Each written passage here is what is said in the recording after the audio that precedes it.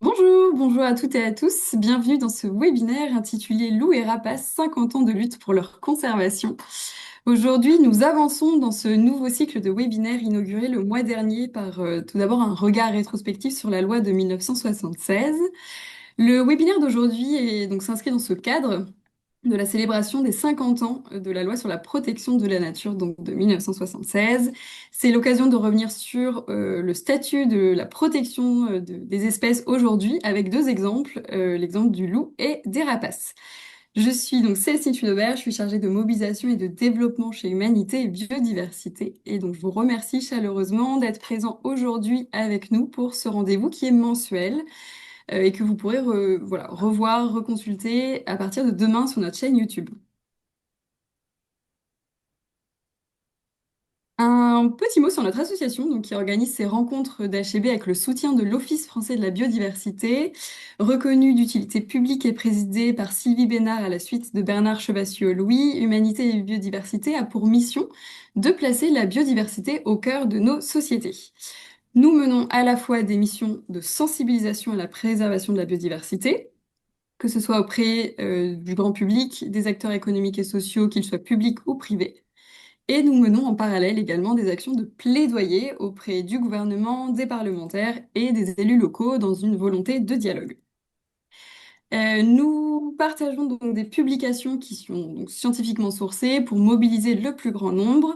La protection de l'environnement est aujourd'hui remise en question malgré un soutien indiscutable des scientifiques, et donc notre association accomplit sa mission grâce au soutien de ses adhérents et de ses partenaires. Donc vous pouvez nous soutenir en faisant un don ou en adhérant directement à notre association au tarif de 25 euros pour l'année et à 10 euros en tarif réduit. Vous pouvez flasher le QR code qui s'affiche à l'écran ou nous retrouver sur notre site humanité-biodiversité.fr. J'invite les participants à poser vos questions dans le menu QR questions-réponses qui est en bas de votre écran. Ça vous permettra donc de poser vos questions. Il y aura un temps de questions-réponses à la fin des présentations. Et sans plus attendre, je passe la parole à Patrice Irbeck, et je vous souhaite à tous et à toutes un excellent webinaire. Eh bien, bonjour à toutes et tous et très content de vous voir pour ce feuilleton de nos webinaires mensuels d'avril, de plus en plus nombreux et nombreux. Je m'appelle Patrice Irbeck, je suis administrateur d'Humanité et Biodiversité et sans coup férir, je passe la parole à nos intervenants pour en deux phrases se présenter. D'abord, Jean-David Abel. Bonjour, donc je suis membre de France Nature Environnement Auvergne-Rhône-Alpes. Je suis membre du réseau biodiversité de France Nature Environnement et je représente la fédération au groupe national Loup depuis 2003. François Xavier, c'est à toi pour te présenter en deux phrases. Bonjour à tous, donc moi je suis François Licouzy, je suis le responsable du service protection des espèces à la LPO France, donc au siège national, service dans lequel nous portons l'animation d'un ensemble de PNA, des plans nationaux d'action en faveur de différentes espèces d'oiseaux qui sont les espèces les plus menacées en France. Voilà. Alors, 2026, ce sont les 50 ans de la loi sur la protection de la nature de 76, loi fondatrice puisqu'elle va structurer la protection de la nature en France jusqu'à aujourd'hui et continue de le faire, même si bien évidemment nous bénéficions de cette loi plus des améliorations continues qui se sont succédés pendant ces 50 dernières années. Cette loi, c'est 43 articles disposés en 6 chapitres. Et elle a été déposée par le gouvernement Chirac et votée à l'unanimité le 25 juin 1976. Et pour le webinaire présent, nous allons plus particulièrement nous attacher au chapitre qui a trait à la protection de la faune et de la flore. La protection de la faune et de la flore dans cette loi, c'est 5 articles de 3 à 8 qui insiste sur la nécessité de protéger les espèces de faune et de flore et qui prévoit spécifiquement d'interdire la destruction, la capture, l'enlèvement, la mutilation et pour les animaux, la naturalisation pour ceux qui sont morts après 76, mais également adapté pour les végétaux, puisqu'il y a interdiction de cueillir, de transporter, de vendre. Cette loi présente l'originalité de s'intéresser à la protection des espèces. On interdit la destruction des espèces, mais aussi ça s'étend aux œufs et aux nids pour les animaux, et ça s'étend aux fructifications pour les végétaux. Cette loi, elle a un caractère universel puisqu'elle vaut pour tout le territoire national, terres australes et antarctiques françaises incluses, et bien évidemment domaine maritime. Cette loi, elle dispose d'un principe, c'est qu'il est interdit, comme je l'ai déjà dit, un certain nombre de faire un certain nombre de choses qui remettent en cause l'intérêt de la faune et de la flore, mais elle va travailler par liste d'espèces. Il faudra néanmoins attendre l'arrêté ministériel du 17 avril 1981 pour voir la première liste d'espèces faune-flore protégées.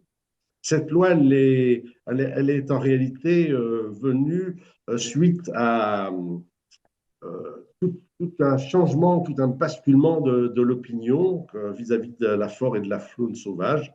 Elle est concomitante au développement notamment de la télévision qui a largement contribué à faire prendre en compte l'intérêt de nos espèces animales et végétales et de leur fragilité et de la nécessité de les protéger. Deux petits exemples qui rappelleront des souvenirs aux plus anciens, des émissions de télévision comme Les Animaux du Monde, des associations de protection comme les Jeunes Amis des Animaux et puis sa revue, et puis des pratiques qui sont dorénavant désuètes, comme bien heureusement, comme le fait de clouer des chouettes sur les porches des granges, et puis la mode qui était très courante jusque dans les années 60 de porter des manteaux de fourrure qui maintenant, de nos jours, se font de moins en moins. Cette loi de 76, elle est venue après aussi des, des atteintes à l'environnement qui ont été fortement relayées par les médias, la télévision, et qui ont traumatisé, comme la première marée noire du Torrey Canyon, qui a largement touché les oiseaux marins, mais aussi d'autres publications, comme le livre de Rachel Carson, Les printemps silencieux, qui a permis en 72 de mobiliser l'opinion publique pour arriver jusqu'à une interdiction du DDT, ce pesticide qui détruisait notamment les rapaces. Les rapaces, groupe d'espèces dont je vous propose de voir à travers la présentation de François Xavier en quoi ces animaux ont bénéficié de la loi de 76 et puis quelles sont les limites de cette loi et les axes d'amélioration pour l'avenir pour les populations de rapaces. Les populations de rapaces qui étaient en situation démographique pas très vaillante en 76. Après, on verra avec Jean David une population spécifique, le loup, un animal spécifique, le loup, qui en 76 ne fréquentait plus le territoire national et qui est revenu, et Jean David nous expliquera en quoi la loi de 176 peut être utile ou dépassée pour assurer une meilleure protection des populations de loups en France. François Xavier, la parole est à toi. Merci. Alors, je vais partager mon écran. Est-ce que vous le voyez? Alors, je vais essayer de mettre un grand écran. Alors, c'est peut-être pas le bon écran. C'est en double pour l'instant. Je vais recommencer. Hop. Parfait. Super. Merci Patrice pour cette introduction et effectivement, je vais essayer de brosser un peu cette histoire, enfin les effets de cette loi de 76 sur les rapaces à travers d'abord peut-être un retour sur quelques éléments. Tu évoquais voilà, des chouettes qui étaient effectivement clouées sur des granges. Les rapaces ont toujours été dans la perception de nos sociétés souvent donc très négatives. Sont des espèces qui faisaient peur, qui étaient mal connues, et puis surtout on avait souvent comment dire des superstitions qui étaient très tenaces sur ces espèces. Elles étaient aussi souvent considérées comme une menace pour le bétail ou pour les volailles. Et donc voilà cette fameuse chouette qu'on voyait très souvent, ces effraies qui étaient cloués sur les granges pour, on va dire, protéger soi-disant ces granges, pour conjurer le mauvais sort ou pour protéger des maladies. Malheureusement, ça a valu pour beaucoup d'espèces voilà, des destructions massives par la chasse, par l'empoisonnement, par la destruction des nichés. On avait aussi donc des œufs qui étaient, enfin des nids qui étaient vidés de leurs œufs, parfois pour la fauconnerie, hein, pour des usages. Et puis on a un deuxième aussi effet très important des pesticides qui se sont répandus au cours du XXe siècle et qui se bioaccumulaient dans la chaîne alimentaire et qui impactaient notamment les rapaces. Et donc, au cours de ce siècle, ce dernier siècle, on a beaucoup d'espèces qui sont donc au bord de l'extinction. Je donne quelques dates clés. Vous avez ici donc bah, voilà le vautour moine qui a disparu, qui est le dernier spécimen a disparu en 1906. Les vautours fauves sont quasiment ont éteints, enfin ne sont plus présents, ont disparu dans les années 50. Le gypaète barbu disparaît des Alpes en 1935 et le percnoptère voilà, disparaît de France en 55. Donc voilà, des situations qui sont dramatiques pour ces espèces. Et puis, j'allais dire en parallèle, la communauté scientifique et les premiers naturalistes de ce siècle s'inquiètent, on va dire, de cette situation et en sont extrêmement préoccupés. Et je redonne tout à l'heure, enfin, il y a un mois à peu près, il y a eu donc la présentation d'un séminaire sur la loi de 76 et notamment la genèse de cette loi qui a été présentée de façon très détaillée. Et donc, on voit bien que les prémices remontent à loin. Je crois que c'est 1937 où on a déjà une demande de mise en place d'une loi de protection de la nature. Et puis pour les rapaces, en fait, ça intervient un peu avant 76. En 1962, on a déjà certains rapaces qui sont protégés, notamment le gypaète, certains vautours. Et puis en 72, c'est réellement une première loi importante qui permet la protection des rapaces. Et en 76, cette fameuse loi qu'on évoque aujourd'hui, voilà, et qui permet la protection élargie à toutes les espèces sauvages, donc animales et végétales, sur l'ensemble du territoire, et qui va donc jouer un rôle très important dans la structuration des politiques publiques de conservation. Alors, par rapport aux rapaces, je fais le lien avec un acteur qui me semble, enfin qui est, je pense, incontournable de ce qui va permettre le retour de nombreuses espèces de rapaces en France, c'est la création du Fonds d'intervention rapace, le FIR, par Jean-François et Michel Terrasse, Michel qui nous a quittés en 2023. Ce fonds d'intervention rapace, le FIR, va initier une démarche de mobilisation des naturalistes pour agir à la conservation de ces espèces. Et on est un petit peu, on est dans le même timing en tout cas que cette loi de 76, hein, on est donc dans les années 70. Et puis ce FIR va se développer petit à petit, agréger de plus en plus de bénévoles et va rejoindre la LPO donc, en 98. La mission Rapace va voir le jour en 2004 et aujourd'hui, cette mission Rapace a un peu évolué en intégrant notamment d'autres espèces, pas que des rapaces, mais aussi d'autres espèces d'oiseaux, notamment des milieux agricoles qui sont très fortement menacés pour donner le service de protection des espèces. Je redonne très rapidement les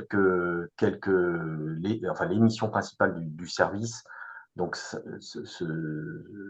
on va avoir au sein du service donc l'animation d'une dizaine de PNA, des plans nationaux d'action, qui sont en fait les feuilles de route qui nous permettent, j'allais dire, de préparer la mise en œuvre des actions concrètes pour permettre le rétablissement de ces espèces dans le temps. Un PNA, c'est en moyenne à peu près une dizaine d'années. En parallèle à ces plans nationaux d'action, on a la coordination des programmes de conservation en faveur des espèces les plus menacées. Là, je mets deux petits logos, mais vous avez donc notamment les programmes LIFE, hein, qui sont des programmes de financement européens. Le LIFE JPACT, qui est au bénéfice du gypaète barbu, on en reparlera un peu après. Et puis le LIFE Eurokite, qui est en faveur du Milan Royal. Donc voilà, on coordonne notamment ces programmes, les actions de ces programmes. Et puis, on va avoir aussi tout un travail de coordination et d'animation des réseaux espèces, donc les réseaux qui ont été initiés notamment par le FIR à l'époque, hein, et qui sont des réseaux de bénévoles pour la plupart du temps, et qui vont agir au terrain, mais il faut pouvoir organiser donc toute la collecte des données, la surveillance qui va être générée par ces réseaux. Et puis un dernier volet extrêmement important autour de la sensibilisation du public, mais aussi des acteurs locaux ou en tout cas des parties prenantes pour arriver donc à agir sur l'ensemble de ces volets. Et donc voilà, une mobilisation extrêmement forte qui va se mettre en place dès la fin des années 70 et qui va avoir un rôle déterminant dans la conservation de ces espèces. Alors peut-être un tout petit rappel sur les rapaces en France, hein, très rapidement, mais la France abrite 26 des 37 espèces nicheuses que l'on retrouve en Europe, et elles sont réparties en deux groupes, hein, d'un côté les diurnes et de l'autre côté les nocturnes. Et puis elles ont comme caractéristiques communes, hein, ce sont des prédateurs, des charognards. Ils ont tous un bec crochu et tranchant, ils ont des serres, hein, des griffes, enfin des doigts, des pattes avec des griffes, et puis une excellente vision pour leur permettre de capturer leur proie, donc de pouvoir se nourrir. Et puis ils ont une fonction, enfin des fonctions extrêmement importantes, hein, une fonction de régulation des espèces proies et notamment des rongeurs, hein, dans les milieux agricoles, c'est extrêmement important. Donc de cette manière-là, ils vont pouvoir limiter les pullulations de ces espèces. Et puis ils vont avoir un deuxième rôle, notamment les charognards, d'écarisseurs naturels, hein, donc pour limiter la propagation des maladies. Alors pour illustrer un petit peu ces réussites, comment dire, et au niveau de la loi de 76 et de ses conséquences sur différentes populations de rapaces, j'ai choisi donc 4 espèces, mais la première donc c'est le faucon pèlerin qui incarne à lui seul, je crois, je pense le combat contre le DTT, hein, Patrice en parlait en introduction. C'est le DTT, donc une molécule qui est utilisée comme le lindane en milieu en agriculture et qui va avoir donc il va se bioaccumuler dans la chaîne alimentaire et on constate sur le faucon pèlerin notamment que les œufs, en fait, les coquilles des œufs de cette espèce étaient extrêmement fragiles.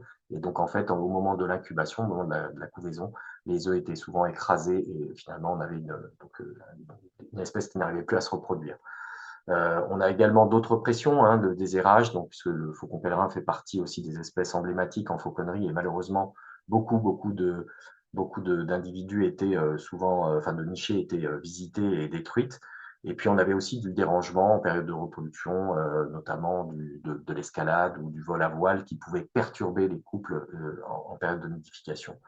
Tout ça a amené en 68 cette espèce était au bord vraiment très très basse, presque au bord de l'extinction, 122 couples recensés en France. Et puis, petit à petit, du fait de l'arrêt de ces pratiques, et donc notamment parce que on a tout un ensemble de bénévoles qui sont au terrain et qui surveillent ces nichés, ces aires de reproduction, on va avoir une remontée progressive des effectifs et aussi on va avoir une aire de répartition de l'espèce qui va s'étendre. Vous avez ici une succession de cartes où on voit tout à fait l'augmentation de l'aire de répartition de l'espèce au cours du temps. Et l'espèce a bien repris aujourd'hui une population, enfin la population est devenue beaucoup plus conséquente. Voilà. Je passe sur une deuxième espèce qui était également très fortement, très rare en 70, dans les années 70, c'est le grand-duc d'Europe. Alors lui, tout simplement parce que déjà, c'est une espèce qui a été chassable jusqu'en 64, qui était considérée comme nuisible, et voire même qui était, spécifiquement détruite parce qu'elle était considérée comme cruelle. Parce qu'elle mangeait les chats, enfin elle attaquait les chats notamment dans les villages. Donc officiellement, donc l'espèce est protégée en 72 et petit à petit, à nouveau, grâce à cette loi et à toute la mise en protection faite par les groupes de bénévoles qui vont suivre les derniers couples de grands-ducs, la population va remonter progressivement et vous voyez une extension à nouveau de son aire de répartition dans toute la moitié de la France, maintenant côté Est. Et on peut imaginer, voilà, on voit bien que l'aire de répartition a doublé en l'espace de 50 ans. Je continue par une troisième espèce qui est le gypaète barbu, qui est aussi une espèce tout à fait emblématique, hein, c'est le plus grand oiseau voilà, qu'on peut voir dans notre ciel en France. Et donc cette espèce, comme je l'ai dit en introduction, il a disparu des Alpes en 1935. En 60, on estimait, on retrouvait une vingtaine de couples, mais côté espagnol, Pyrénées espagnoles, et quelques couples en Corse. Et en 59, Jean-François euh,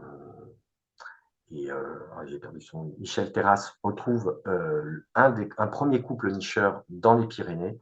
Et puis, voilà, cette espèce commence à être retrouvée par endroits, mais il faut imaginer qu'elle a été systématiquement détruite pendant des décennies et même peut-être des siècles, parce qu'elle était considérée comme un fléau redoutable. Vous avez une illustration en fait de l'espèce ici, fléau redoutable pour les troupeaux et voire même pour l'homme, puisqu'on imaginait qu'il pouvait voilà, consommer, enfin, attaquer des humains.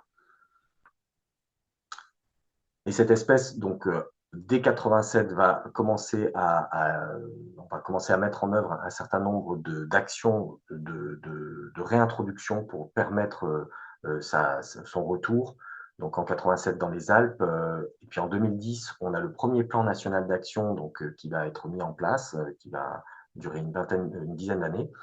Et ensuite, tout un ensemble de programmes tout à fait concrets. Alors, j'en ai listé quelques-uns, mais il y en a d'autres encore, qui vont permettre petit à petit de ramener des individus. On fait de la réintroduction de cette espèce. Et en ce moment, donc, le Live J-Pact est en cours. Il va se terminer en 2028. Et l'objectif, c'est d'arriver à créer un petit noyau d'individus, de couples reproducteurs dans les grands causses pour permettre la connexion entre les Alpes et les Pyrénées, faciliter en fait les transferts d'individus et d'éviter l'isolement de ces populations au niveau de ces massifs. Voilà. Donc tout un travail important de conservation qui porte ses fruits, puisqu'aujourd'hui, on a un certain nombre de couples, on a à peu près 97 couples, je crois, qui sont nicheurs. Je terminerai par les busards, malheureusement, parce que c'est une dernière espèce sur laquelle on va voir un petit peu les limites de la loi de 76. Il y a deux espèces qui sont fortement impactées par les mouettes, par la récolte des céréales en France, le busard cendré et le busard Saint-Martin, tout simplement parce qu'ils nichent principalement dans les zones de céréales, dans les champs de céréales, et ils vont, donc au moment des moissons, les nichés vont être fauchés, les jeunes vont être aspirés par les machines. Donc il y a une mobilisation qui se met en place dès 1975 pour sauvegarder ces nichés. Et aujourd'hui, cette mobilisation, elle s'est très fortement développée. En 2025, on a à peu près 600 personnes qui travaillent dans le cadre du réseau BIARF, qui sont des bénévoles, mais qui vont agir au quotidien et qui permettent de sauvegarder, de suivre en tout cas 2511 nids et presque 3000 jeunes busards vont être ainsi épargnés, vont pouvoir s'envoler et permettre contribuer finalement au maintien de la population. Malgré tout, ces deux espèces sont en déclin aujourd'hui, malgré tous ces efforts, et donc il va falloir probablement engager davantage de dialogue, et ça nous semble fondamental de pouvoir continuer à dialoguer et à échanger avec notamment le milieu agricole, malgré les difficultés que l'on rencontre aujourd'hui. C'est indispensable pour parvenir à sauver ces espèces. Et puis, je voulais conclure sur quelques limites et reculs, notamment de la loi de 76. On voit bien qu'elle est attaquée d'un petit peu de partout en ce moment, notamment dans tout ce qui est étude d'impact. C'est un des dispositifs qui est important aujourd'hui et qui permet de justement recenser toutes les espèces qui sont en présence sur les projets d'aménagement. Et on voit bien qu'il y a une attaque sur ce sujet-là, sur la mise en place de ces études. On a aussi, je pense que Jean-David va pouvoir en parler après, de la remise en cause des statuts de protection. Et puis, je voulais soulever trois angles qui me semblent pas suffisamment, évoqués dans cette loi. On en a parlé, les conséquences de l'usage des pesticides, la disparition des habitats. On a des haies et des zones humides qui disparaissent à toute vitesse et qui sont les habitats de ces espèces, notamment de rapaces. Et puis l'artificialisation des sols qui fait qu'on a une restriction petit à petit des habitats naturels. Voilà.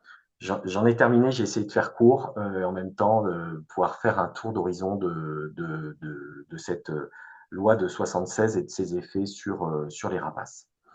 Merci à vous. Merci François-Xavier pour ces rapidement fait un petit tour de ce groupe si particulier que sont les rapaces, avec tout de même un intérêt, c'est d'avoir vu que l'alchimie entre une loi bien faite, une grosse mobilisation avec beaucoup de bénévoles et une volonté de la puissance publique à travers des plans nationaux d'action, ça peut marcher et ça devrait marcher. On va passer à un autre groupe plus particulier qui, alors là, n'était même pas en déclin, il n'était pas présent sur le territoire national en 76. C'est celui du loup. La parole est à toi, Jean-David.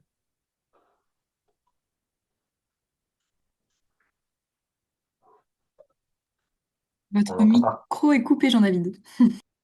Eh oui, j'avais fermé mon micro par précaution. Vous m'entendez là? Tout va bien. Oui, très bien. Donc, je vous disais que je n'ai pas préparé de présentation, bon, à la fois parce qu'on est sur une seule espèce, mais aussi parce que les éléments que j'ai à présenter sur le loup ne sont pas forcément graphiques, hein. On est vraiment sur les contenus, et y compris sur ce sur quoi vient de terminer François-Xavier, c'est-à-dire sur ce qu'une loi permet, et en même temps sur les limites qu'elle peut avoir par rapport aux évolutions politiques, culturelles dans une société. En clin d'œil, donc je dirais quand même pour démarrer que moi je suis arrivé à la protection en 1983 par le Fonds d'intervention pour les rapaces, avant d'arriver à la LPO puis à la FRAPNA en Rhône-Alpes. Et d'autre part que effectivement, comme vient de le dire Patrice, la différence avec les rapaces, c'est que le loup était absent depuis, on va dire, au moins 4 générations, depuis presque le début du XXe siècle en France, partout, même s'il y a eu des présences ponctuelles, sporadiques de ci, de là, 1930, 1950, etc. Mais globalement, non seulement il n'y avait plus de loup en France, mais même dans les pays européens voisins, y compris par exemple les noyaux italiens, étaient très loin de notre territoire. Alors, juste quand même un démarrage sur la loi elle-même et son cadre. Donc, puisqu'on parle de l'impact concret, hein, sur la conservation des espèces, ce qu'elle a apporté, c'est bien sûr le fait cette protection générale et le fait de mettre la protection de la nature d'intérêt général, ça c'est absolument majeur. Et puis, concrètement, le fait d'instaurer des listes d'espèces protégées, le fait de créer et d'obliger à des études d'impact préalables sur tous les aménagements, etc., etc., mais aussi le fait d'initier des coopérations internationales sur un certain nombre de travaux et de programmes de préservation. Ça aussi, c'était vraiment très important, même si c'était encore balbutiant en 1976.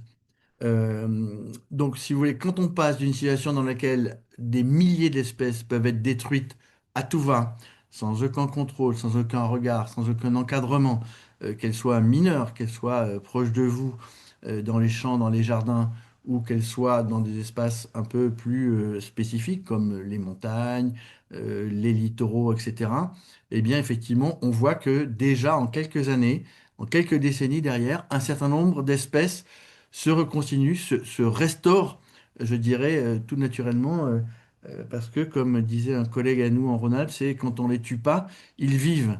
Alors, ça suffit pas du tout par rapport à tout ce que sont les politiques agricoles et ce qu'elles ont continué à apporter comme capacité de destruction, mais on a vu quand même un rebond très important d'un certain nombre d'espèces dès les années 80-90, dès que, notamment, par rapport à une approche sur les nuisibles, entre guillemets, les regards ont commencé à changer et puis évidemment, les politiques publiques ont changé aussi. Donc, qu'est-ce que cette loi a concrétisé? Je pense que c'est important quand même de le voir parce que les lois, elles n'arrivent pas comme ça, hein.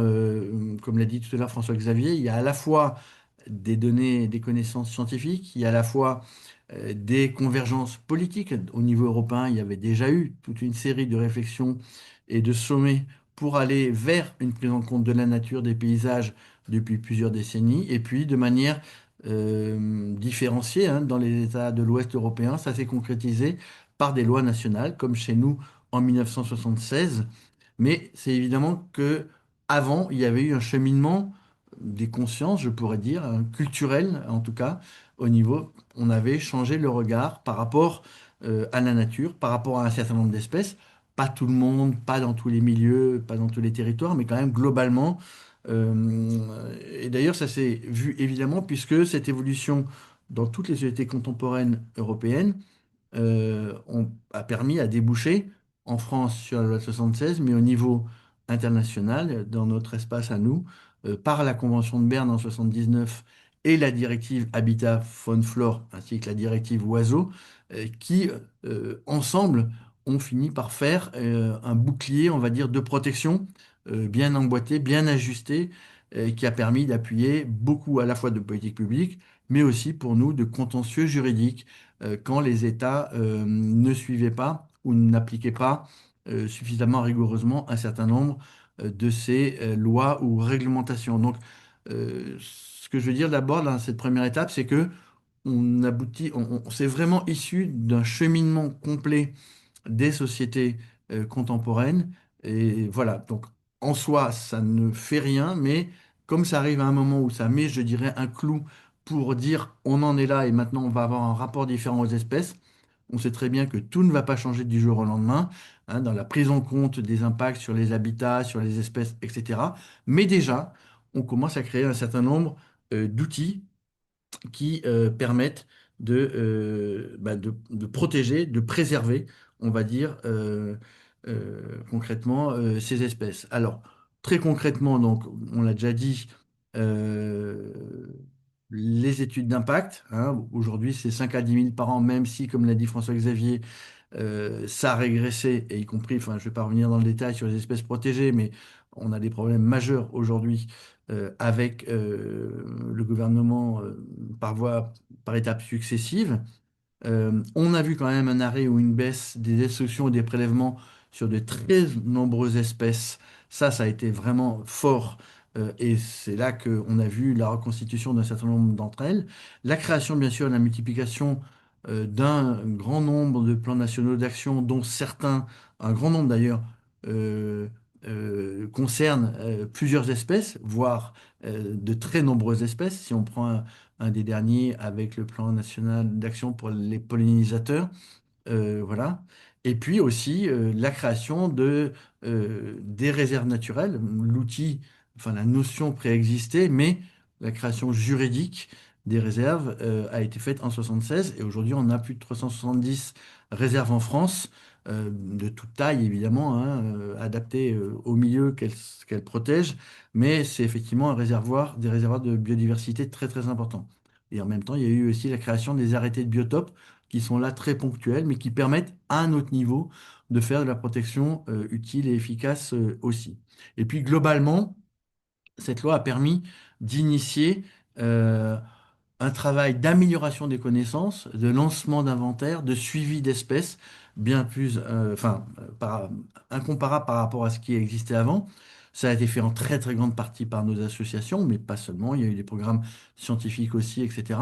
Et donc, à partir du moment où on connaît mieux, ça permet, notamment par rapport au pouvoir public, de dialoguer mieux, voire d'apporter des éléments concrets quand on veut éviter un certain type d'aménagement ou de pratique que ce soit d'ailleurs dans les milieux humides, dans les rivières, dans les milieux terrestres, dans les massifs forestiers, etc., etc.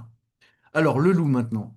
Le loup, je pense que pour appréhender en fait ce qui s'est passé avec le loup, il faut voir deux facteurs. Et je viendrai secondairement à la loi de 76. La première chose, c'est que les facteurs naturels, entre guillemets, si je peux dire comme ça, euh, l'évolution de l'occupation des sols par les humains, et notamment la déprise agricole, a été considérable déjà avant la Deuxième Guerre mondiale, mais surtout elle s'est accélérée après la Seconde Guerre mondiale, et on a vu que cette déprise s'est transformée, alors la plupart du temps de façon spontanée, mais pas seulement, il y a eu des plantations de ci, de là, mais de façon très très majoritairement spontanée. Il y a eu des évolutions du milieu jusqu'à des couverts forestiers qui ont permis la reconstitution de beaucoup d'espèces sauvages de toute taille, de tous ordres, mais aussi les populations de grands ongulés se sont reconstituées de façon très importante. Si on regarde où on était les chevreuils, les cerfs, mais aussi les ongulés de montagne, chamois, boudins, etc. Bon, là, il y a eu intervention humaine, mais quand même, voilà. Donc, on a eu cette déprise qui a été très importante, de la même manière que ça a été très important pour d'autres espèces comme les castors, les loutres, etc., etc. Cette déprise a été très, très importante parce que elle a constitué pour le loup la constitution de garde-manger, si je peux dire, de façon un peu triviale, ce qui fait que l'espèce étant présente de l'autre côté de la frontière, dont ils se moquent bien, eux, évidemment, de l'autre côté des Alpes, ils sont venus tout naturellement par le Mercantour d'abord, mais aussi par d'autres espaces alpins plus au nord dans les années suivantes. Et donc, je pense que ça, enfin, c'est très important par rapport à nos interlocuteurs. On n'est pas juste tombé avec tout à coup une volonté politique ou scientifique de dire, ben tiens, on va faire ça pour que le loup revienne. En fait, il y a eu une évolution spontanée des rapports de l'homme à son environnement, le rapport aux forêts, le rapport au territoire agricole, et c'est d'abord des évolutions économiques qui ont gouverné le fait que des territoires entiers soient relaissés à l'évolution spontanée, on va dire. Je vous prends un exemple d'un département voisin. Moi, je suis dans la Drôme, mais dans l'Ardèche voisine, au début du 19e, du 20e siècle, pardon, il y avait 17% de surface enfin, occupée par la forêt. Aujourd'hui, on est à 61% occupé par la forêt. Ça, c'est pas une loi qui l'a décidé, c'est pas des écologistes, c'est pas le Muséum d'histoire naturelle, c'est pas le ministère de l'écologie, c'est une évolution humaine, économique, spontanée, qui fait que, évidemment, derrière, ça crée des conditions très favorables pour un certain nombre d'espèces. Et puis, donc, en corollaire de ça, évidemment, et avant même que l'espèce ait remis le pied, la patte dans l'Hexagone, eh bien, il y a eu la loi de 76, de la même manière qu'il y a eu aussi la Convention de Berne et la directive Habitat, qui ont permis de créer toute une série d'outils de réglementation et d'instaurer des politiques publiques d'accompagnement du monde de l'élevage. Et ça, c'était absolument majeur. Si le loup était revenu avant d'être une espèce protégée en France, il aurait eu un accueil de très mauvais aloi qui lui aurait pas permis, sauf de façon, encore une fois, très, très sporadique, de se développer ces populations dans notre territoire. Et donc, depuis un peu plus de 30 ans maintenant, 34 ans, que le loup est revenu via le Mercantour depuis le parc des Alpes-Maritimes, des Alpes-Maritimées, en Italie, de l'autre côté, en Ligurie. Eh bien, à chaque étape, chaque étape, les associations de protection se sont appuyées sur ces outils juridiques pour contenir à la fois les pressions et les demandes côté agricole, côté politique, parlementaire, etc., mais aussi les velléités de l'État d'assouplir à la fois les plafonds et les possibilités de destruction de loups, mais aussi de faciliter les modalités de destruction des loups. Ça, c'est absolument majeur parce que je dirais c'est pied à pied, en s'appuyant aussi sur l'Europe et des échanges avec la DG Environnement, qu'on a pu, à chaque étape du développement de l'espèce, s'appuyer sur ces lois, y compris en faisant des contentieux, sur des arrêtés nationaux, sur des arrêtés locaux, pour montrer à l'État qu'il ne pouvait pas faire n'importe quoi. On a perdu, évidemment, on a gagné aussi, et ça a permis d'encadrer progressivement tout ce que l'État s'est permis, ou les politiques, les gouvernements successifs se sont permis de faire par rapport à la libéralisation des tirs de loups dans notre pays. Et donc, pour ça, on a évidemment aussi, et par ailleurs, porté des plaidoyers euh, à tous les niveaux. Donc, c'est important pour tous ceux qui connaissent un peu le sujet. Ça va depuis les comités départementaux et les échanges locaux avec l'administration, avec les éleveurs, avec des structures comme les PNR, etc., etc. Mais aussi au cœur du sujet avec tous les services autour du préfet ou de la préfète coordonnatrice, mais aussi avec les ministères et encore une fois avec le niveau européen. Et ça, je dirais que c'est plus dans une dimension politique et culturelle, là encore, hein, je dirais au niveau des déclinaisons réglementaires de l'État français. Là, on le fait plus à la fois, bien sûr, par le dialogue, mais par la contrainte avec les possibilités de contentieux qu'on a en s'appuyant sur la loi. Mais pour le reste, on travaille de façon très active aussi à l'acceptation sociale de la présence du loup. J'y reviendrai parce que c'est absolument majeur. Il ne suffit pas que le loup soit toléré, même s'il y a déjà et depuis très longtemps beaucoup de destruction illégale.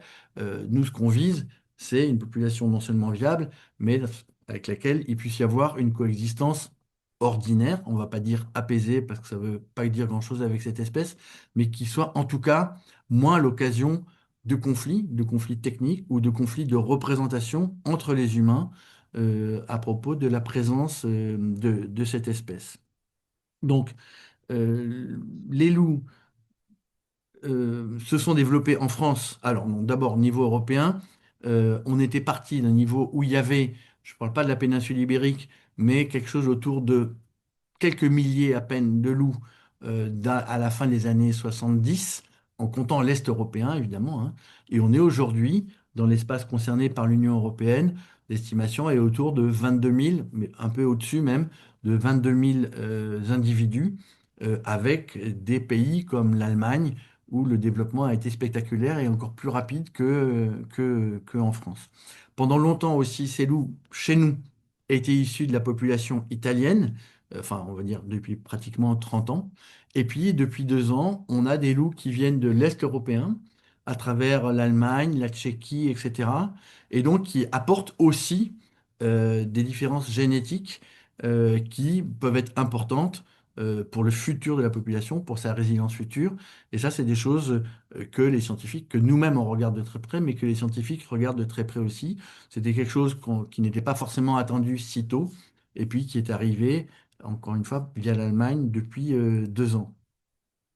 Et en France, la population, elle s'est développée prioritairement sur l'arc alpin, dans les 8 départements de l'arc alpin, depuis les Alpes-Maritimes jusqu'à la Haute-Savoie, en passant par les départements de Préalpes, la Drôme, l'Isère, etc.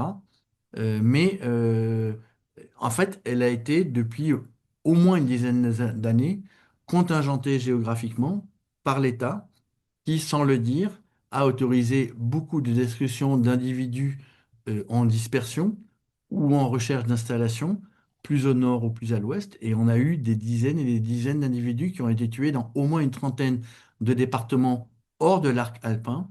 Et c'est seulement il y a 2 ans qu'on a eu une première meute reproductrice en Lozère, en dehors de l'arc alpin. Et l'année dernière, qu'il y a eu en plus de la reproduction aussi dans le Cantal, en Corrèze et en Haute-Marne. Vous en avez entendu parler ces derniers temps. Et donc, ce qu'on veut dire, c'est que, en fait, alors que l'espèce aurait eu une capacité de développement et d'installation beaucoup plus importante sur son aire de répartition naturelle, l'État a agi de façon à la contingenter et certains dans l'État veulent continuer à la contingenter et à l'empêcher de se développer géographiquement, alors que, évidemment, un état de conservation favorable, ça se mesure à la démographie et l'état démographique de l'espèce, le nombre de meutes reproductrices, mais aussi, bien sûr, à sa répartition dans les espaces disponibles, potentiellement utilisables par l'espèce. Dans l'Hexagone, ils sont évidemment très, très, très importants.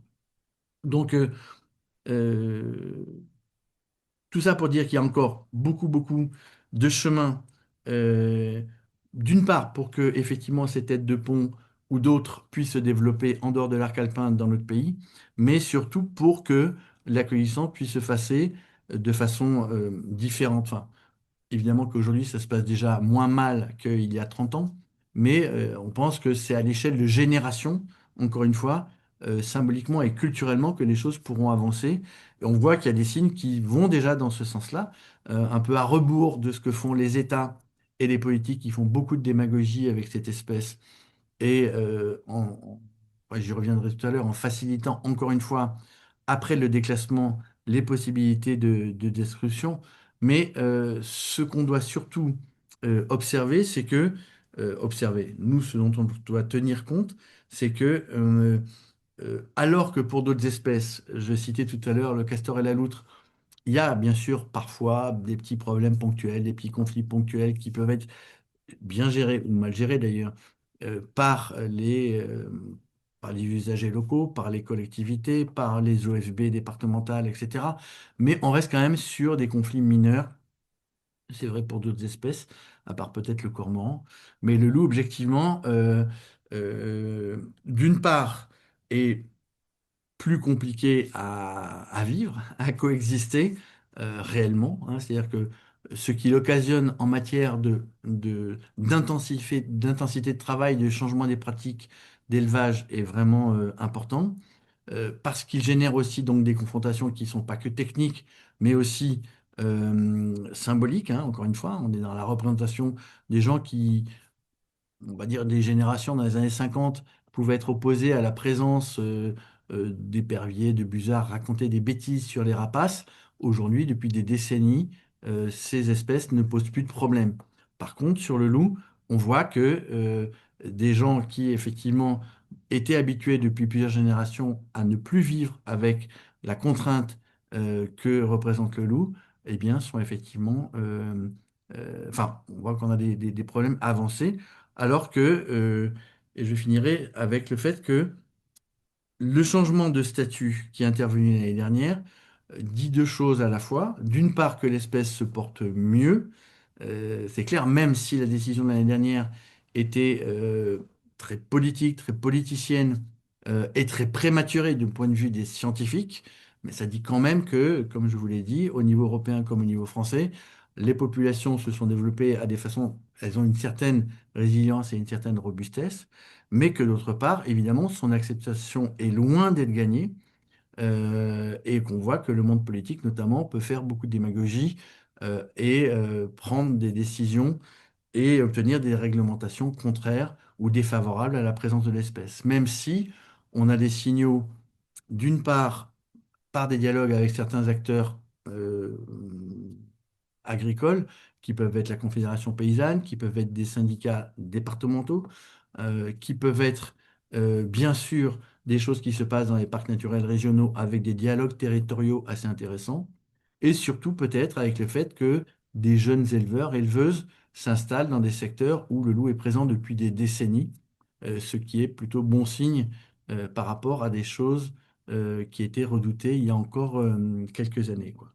Donc voilà, je vais m'arrêter là et puis laisser la place aux questions. Je voulais surtout finir, enfin, j'aurais des choses à dire sur ce que la loi de 76 n'a pas permis, mais parce que évidemment le loup est une espèce très particulière qui occasionne beaucoup de confrontations, contrairement à beaucoup d'espèces que l'on peut gérer ou gérer facilement, entre guillemets, dont on peut gérer la présence, je veux dire, de façon plus facilitée qu'avec les grands prédateurs. Merci Jean-David. Je vous propose d'aborder maintenant la séquence questions, réponses, réactions.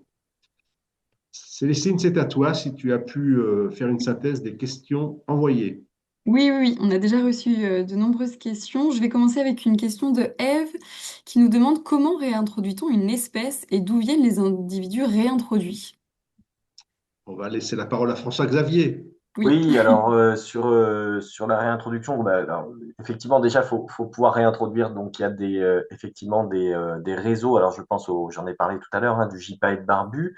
On va avoir en fait des individus qui sont donc maintenus en captivité dans différents parcs zoologiques en Europe et qui vont, j'allais dire, se reproduire et pouvoir générer des jeunes individus qui vont être comment dire, proposés dans les différents programmes de réintroduction. Et c'est de cette manière-là, en fait, finalement, que l'on va pouvoir relâcher progressivement ces individus sur les sites sur lesquels on a ces programmes de conservation.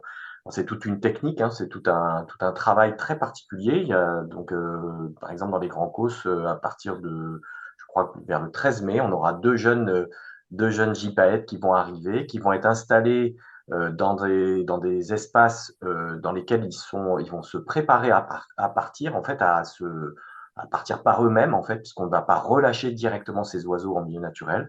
On va les laisser s'imprégner du site et puis ensuite, ils vont prendre leur envol et voilà, s'installer dans les montagnes. Voilà. Jean-David veut compléter, je crois. Tu as levé la main. Oui, non, ce que je voulais dire, c'est peut-être en amont de ce que vient de dire François-Xavier, qui est évidemment essentiel. Il faut avoir des individus à réintroduire quand on veut renforcer ou réintroduire Ah une oui, population. Mais c'est d'abord aussi un processus administratif, scientifique. Il y a des études d'impact. On regarde avec les populations locales. Voilà, on pourrait prendre l'exemple. C'est vrai pour les bouquetins, c'est vrai pour les ours, c'est vrai pour les lynx, etc. Ça demande un travail oui, préalable très très important. Puis après, ça demande évidemment des individus. Alors pour les oiseaux, c'est ce que dit François-Xavier. Pour d'autres espèces, on va plus reprendre dans le milieu naturel des individus comme les ours, comme les lynx, pour les transporter dans de nouveaux territoires. Mais je pense que c'est important de bien dire, par rapport à des discours qui sont facilement tenus, c'est jamais quelque chose qui est fait en un an, en 6 mois. oui. Il y a toujours en regard de l'État, des scientifiques, des populations locales, des élus locaux, etc., préalable, tout un travail de préparation très important. Oui, et je complète encore un tout petit Mm. peu, effectivement, et en remarque, pour compléter, voilà, on a parlé des plans nationaux d'action qui sont les feuilles de route qui sont, comment dire, élaborées avec le soutien enfin, à la demande de l'État, du ministère. Ces plans nationaux vont notamment intégrer ces notions de réintroduction et elles font l'objet d'une validation via des instances, notamment par le CNPN, bien en amont de penser à un programme de réintroduction. Donc, on peut imaginer que si on l'écrit aujourd'hui dans un document cadre, il faut d'abord le faire valider, démontrer effectivement l'importance de ces programmes pour qu'ensuite on passe à une phase plus concrète qui nécessitera à nouveau encore une kyrielle d'autorisation pour pouvoir opérer sur le terrain. Voilà. Merci. Une autre question? Merci. Oui, on a une question de Isabelle qui nous dit pourquoi la protection peut être satisfaisante ou efficace pour une espèce mais pas pour une autre? Alors, qui veut se lancer parmi vous deux?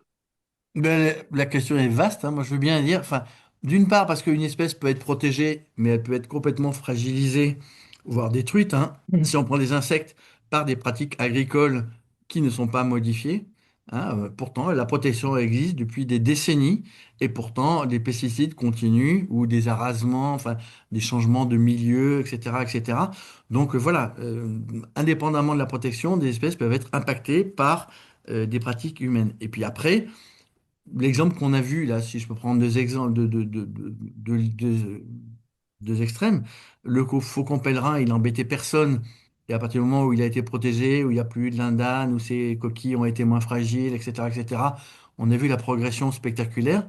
Et le loup, il est en même temps protégé, il reste protégé, mais il y a des réticences, voire plus, de partie importante de la population. C'est vrai pour l'ours aussi, en partie, mais un peu moins que le loup quand même.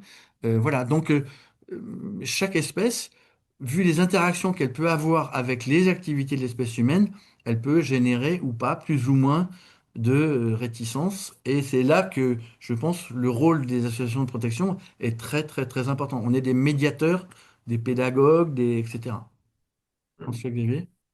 Oui, non, je pensais aux ésodes, aux fameuses espèces qui sont comme le renard ou les martres, etc., qui sont des espèces qui sont justement, pour l'instant, qui n'ont pas un statut d'espèce protégée. Elles ont une forme d'autorisation de destruction et typiquement, on se bat sur ces sujets-là pour certaines espèces en se disant, ben voilà, est-ce qu'il est nécessaire encore d'avoir, enfin, est-ce qu'il ne serait pas important d'avoir une mise en protection pour certaines espèces? En tout cas, il y a tout un, comment dire, tout un travail de suivi et d'évaluation de ces enjeux.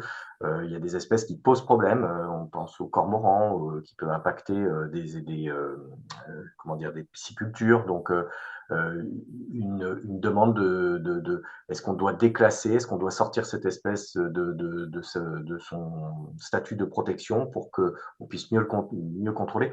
Donc là, voilà, encore une fois, comme dit Jean-David, tout le travail de médiation des associations est fondamental pour arriver à démontrer, encore une fois, par la science, par des études, l'importance de préserver certaines espèces lorsqu'elles sont attaquées par des lobbies. Nous n'oublions pas l'intérêt aussi de l'habitat dans lequel vivent les espèces. L'état de conservation de cet habitat, plus il est meilleur, plus la démographie d'espèces sera meilleure. Bien sûr. Une autre question, Oui, Célestine? je rassemble la question de Bernard et de Delphine. Que peut-on dire de la situation française par rapport à nos voisins européens? Et la question de Delphine, c'était sur l'état des législations des pays européens autour de nous, à la fois sur les rapaces et le loup. Alors moi, je suis là depuis 2 ans, donc j'ai encore un peu. J'étais avant sur l'île de la Réunion, autant vous dire que un peu éloigné de certains sujets européens. Ce que je peux dire en un mot, c'est que beaucoup de pays voisins envient beaucoup la mobilisation qui est mise en œuvre déjà, ce que je vous ai présenté sur les réseaux de surveillance que nous avons. Et je pense aussi, voilà, on a plusieurs PNA qui sont mis en place en France et qui sont un peu enviés aussi en termes de modèle, c'est-à-dire finalement en outils je parlais de feuille de route, mais comme solution pour finalement arriver à se donner des caps et des stratégies de conservation. Il me semble que voilà, il y a toute cette démarche qui, malgré tout, hein, enfin voilà, il peut y avoir des difficultés par rapport à la mise en œuvre de ces documents, mais au-delà de ça, il y a quelque part, c'est des documents qui permettent de rassembler l'ensemble des acteurs, de pouvoir travailler collectivement sur ces sujets et d'arriver à trouver des solutions, des consensus pour protéger mieux ces espèces. Donc ça, je pense qu'il y a peut-être, on a cette chance d'avoir en tout cas des outils qui sont intéressants et qui sont enviés par certains.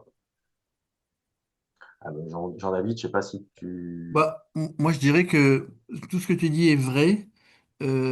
En même temps, on a aussi une situation avec la chasse en France C'est ça. où on est quand même à l'inverse, dans une assez mauvaise situation avec un très grand nombre d'espèces chassées, beaucoup plus important que dans beaucoup d'États voisins, et avec en plus des prétentions à continuer à chasser certaines espèces en mauvais état qu'on connaît bien sûr dans quelques États de l'Union européenne, mais globalement, les autres sont moins graves que nous, si je peux dire, de ce point de vue-là.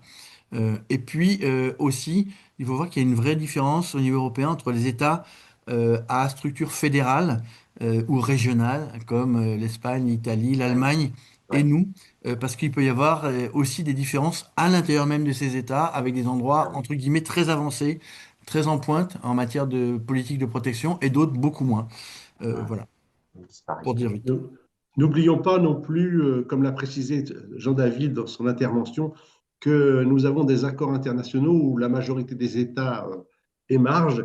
Et on citera en plus de ceux qu'a cité Jean-David, la Convention 73 sur la CITES, la Ouais, Convention de Ramsar hein, en 71, et que les politiques publiques nationales se déclinent. Hein, le mhm, dernier étant l'accord Kunming-Montréal. Et la France a fait une stratégie nationale biodiversité en application de cet accord. Je voudrais signaler quand même que dans la foulée des années 70, avec ce mouvement relayé largement par les médias qui a changé l'opinion publique et son regard et sa demande sur les espèces végétales et animales sauvages, il y a la loi de 76 en France, mais c'est en 73, c'est les États-Unis qui ont ouvert le bal avec une loi qui s'appelle Endangered Species Act, qui prévoit aussi une notion d'espèce protégée, mais aussi d'habitat protégé, qui n'existe moins clairement en France. En 76, en Allemagne, la même année que la France, avec le Bundesnaturschutzgesetz, excusez l'accent, qui prévoit aussi une protection des espèces et des paysages. Et puis en Angleterre, la loi Wild Creature and Wild Plants de 75, une année avant la loi de 76, qui prévoit aussi dans la mouvance de l'époque un certain nombre de choses. Ce mouvement est mondial, tant et si bien qu'un pays comme la Côte d'Ivoire, dans les années 70, va interdire totalement la chasse sur son territoire. Après, il y aura un retour en arrière très pragmatique. Une autre question, Oui, Célestine? alors je vais avoir une question plutôt rapace, une question loup. La question pour François-Xavier. Donc, Fabienne nous demande, il semble qu'il n'y a pas de PNA Busard, n'est-ce pas? Est-ce que le PNA Busard est-il envisagé? Et j'enchaîne avec la question sur le loup. Utilise-t-on des outils génétiques des populations pour suivre individuellement les loups et analyser l'évolution des meutes sur le terrain? Alors, François-Xavier Buzard. pour les busards, effectivement, la situation aujourd'hui, enfin, de ces deux espèces, malgré toutes les actions qui sont mises en œuvre sur le terrain, on voit que les tendances, les effectifs de ces populations diminuent. Et c'est pourquoi nous mettons en place toute une stratégie vers le ministère pour demander la mise en place d'un PNA. voilà, qui permettra, ça résout pas tout, mais qui permettra d'enclencher probablement un dialogue beaucoup plus important avec le milieu agricole, ce qui aujourd'hui est un petit peu plus difficile parce que sans un cadre, sans gouvernance, encore une fois, il est difficile d'arriver à avoir un relationnel, comment dire, réel, de pouvoir se rencontrer et travailler avec les filières. Et donc l'idée, c'est effectivement d'aller vers un PNA d'usage. On espère peut-être en 2027. Voilà. Jean-David, la génétique du loup, loup ibérique, loup italien, loup des pays de l'Est. Ouais, ouais. Oui, oui, c'est vrai que dans le suivi français de l'OFB et du réseau Loulingue, c'est-à-dire avec pas loin de 5000 personnes maintenant qui ramassent des indices, des crottes, etc., il y a plusieurs milliers d'analyses chaque année, y compris des analyses fines hein, de l'ADN mitochondrial. C'est-à-dire qu'en fait, l'OFB peut suivre les lignées, les filiations. Et ces outils très fins permettent à la fois de mieux calculer, de mieux approcher l'estimation de la population annuelle, mais aussi son développement géographique. Donc c'est vraiment des outils, il y a beaucoup d'États européens qui n'ont pas la qualité de ce suivi-là, aussi fin que ça, et donc c'est très très important, c'est quelque chose, nous, qui nous semble important, qu'on défend beaucoup, notamment face à ceux qui critiquent les estimations de l'Office français de la biodiversité. Parce que effectivement, les pairs, les scientifiques internationaux, qu'ils soient suédois, allemands, italiens, etc., disent tous que la méthode française est vraiment une des plus pointues. Merci beaucoup. Je me permets une dernière question qui va peut-être permettre de clôturer et d'ouvrir ce webinaire. Inès nous demande qu'il soit justement creusé le fait que cette loi de 76, enfin tout ce que cette loi de 76 n'a pas permis justement d'amener dans le cadre de la protection des espèces et quelle lecture est-ce que vous avez en ce moment sur le recul qu'on observe aujourd'hui pour terminer et ouvrir ce webinaire parce qu'il est 13 heures. Jean-David, Je, je vois qu'il y a plein d'autres questions, donc je les voudrais bien aussi. On, on répondra autrement et ailleurs aux personnes. Bah, écoutez, on est effectivement dans un reflux terrible, hein, pas seulement au niveau français, mais au niveau européen aussi. Vous voyez hein, les paquets par rapport à des progressions un peu continues qu'on avait eues. On a au niveau de la Commission européenne, plus que du Parlement, des reculs très problématiques en matière de politique environnementale qui, au bout, touchent les espèces aussi. Hein. Donc ça, c'est clair. Et on a en même temps un reflux très idéologique, hein, anti-nature, anti-biodive ou anti-écologique, comme vous voulez. Et c'est effectivement des choses qu'on a à prendre en compte, peut-être pour des choses qu'on peut mieux faire, qu'on doit mieux faire, mais aussi pour le combattre, parce que énormément de choses qui sont colportées sur les politiques environnementales, et notamment de protection de la nature, sont des mensonges ou des fakes absolument énormes. Hein. Moi, je ne parle pas que du loup, hein, c'est sur beaucoup d'autres espèces, les reptiles, etc., etc. Et cetera.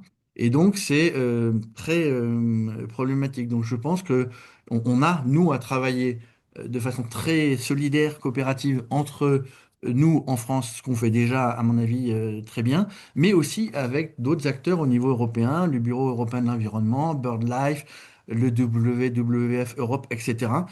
Parce que c'est que comme ça qu'on réussira à réinverser cette tendance.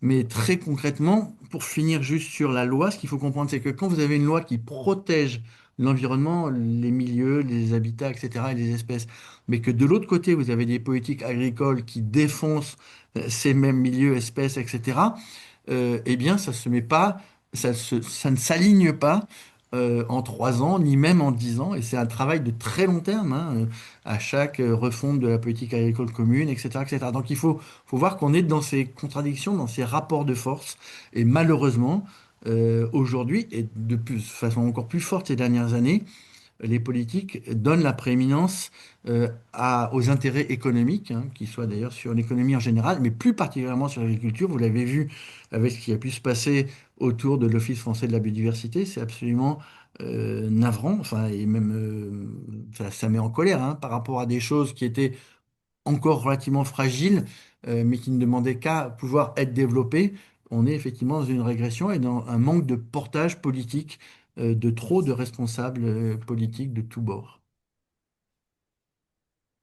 je rajouterais, mais vraiment un mot, c'est que au-delà même des politiques, en termes de moyens, on a aussi des situations d'alerte. Je pense à la fin probable annoncée des Des lives. dispositifs LIFE, des Mm. financements LIFE, qui sont des moyens, enfin qui permettent la mise en œuvre des programmes de conservation. Et c'est un très mauvais signal pour beaucoup de programmes enfin, pour beaucoup d'espèces qui ont besoin de ces financements pour revenir à un état de stabilité. Donc voilà, au-delà du politique, il y a aussi vraiment enfin vraiment, on voit que ça converge de partout en fait. On a plusieurs attaques dans les différents bords. Donc il faudra rester soudé et puis espérer que les choses vont s'améliorer, mais c'est vrai que c'est compliqué. Merci beaucoup. Patrice, est-ce que un mot de la fin pour conclure ce webinaire? Oui, ben merci à toutes et tous et merci, un grand merci à nos intervenants. Juste pour compléter sur le manque éventuel sur la loi de 76, c'est qu'elle n'a peut-être pas insisté assez sur le rôle écologique des espèces. La disparition d'une espèce, qu'elle soit animale ou végétale, se paye socialement et même économiquement. On a vu pour les rapaces leur rôle important sur les pullulations de rongeurs. Il y avait la semaine dernière un gros sommet international, une seule santé à Lyon. Et le rôle, par exemple, du loup, qui est un écarisseur qui va en priorité s'attaquer à des proies, je pense à la tuberculose des cervidés ou autres, qui va éviter la dissémination de tout un tas d'épisodies, voire de pandémies, parce que les maladies peuvent atteindre l'homme. Réguler les ongulés à hauteur de qui dispensent la maladie de Lyme. Donc on a peut-être un travail à mobiliser nos bénévoles pour indiquer qu'on n'a aussi qu'une seule planète et qu'on est tous dans le même bain. Voilà. Et sinon, surveillez bien à toutes et tous vos mails. Le prochain feuilleton, c'est au mois de mai. C'est toujours sur la loi de 76, mais avec un autre sujet, les réserves.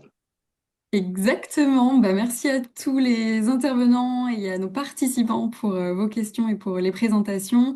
Comme le disait Patrice, en effet, on vous donne rendez-vous en mai pour un webinaire qui sera intitulé Les réserves naturelles, une clé pour protéger la nature. Un webinaire donc dans ce cycle de rencontres autour de la loi de 76. Et donc petit rappel, dans le cadre de cette célébration de la loi de 1976, après les webinaires, on prolongera par un colloque les 4 et 5 novembre prochains aux Archives de Paris, aux Archives pardon, nationales, donc à Pierrefitte-sur-Seine, qui sera ouvert à tous. Donc voilà, réservez votre date, on vous donne rendez-vous dans un mois et n'hésitez pas à adhérer, à rejoindre l'association Humanité et Biodiversité. Merci à tous, bonne journée. Salut, salut, merci. Merci, au revoir.